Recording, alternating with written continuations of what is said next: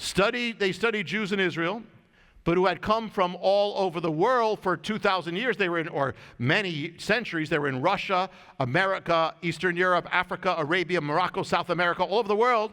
Many of them had been separated for 2,000 years. Some of them had been separated for 2,500 years because some were from Babylon, from that captivity, and they never came back until modern times. So we should expect that after all of those years, they're more similar to the people they lived with, or of the nations.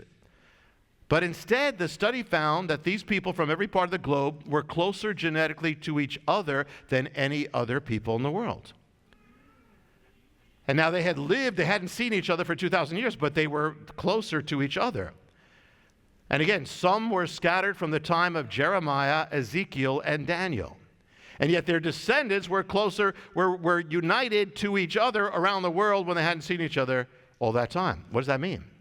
As the Bible said, God preserved the seed, the Zerah, of Abraham.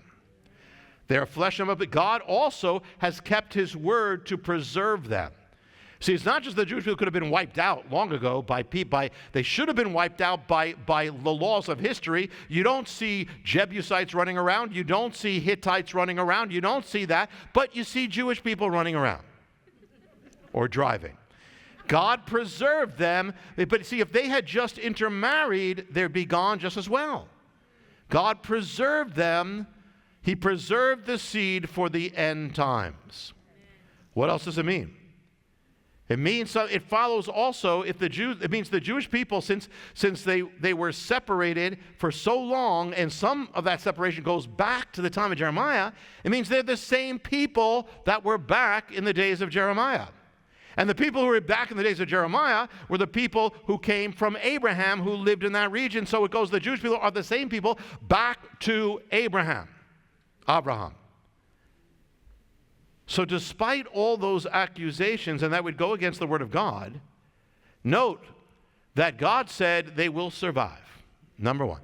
Secondly, in the same prophecy where he says the seed of Israel shall not disappear, is the same prophecy that speaks of the new covenant.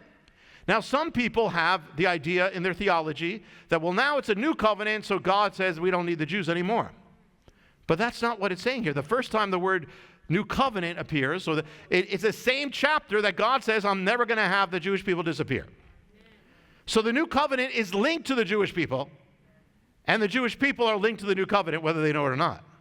I will make a new covenant with who? With the house of Israel, he says. It's for everybody, but he says the house of Israel first. For 2,000 years, many church theologies were saying that this is all gone. They'd only accept the new covenant part, but they wouldn't accept the second part of that prophecy. They'd reject the eternal continuance of what God said of the people. But the two go together. The new covenant's linked to the continuation of the Jewish people because it won't be fully fulfilled until the Jewish people come back to the Messiah and Messiah comes back to the world. So it's all together.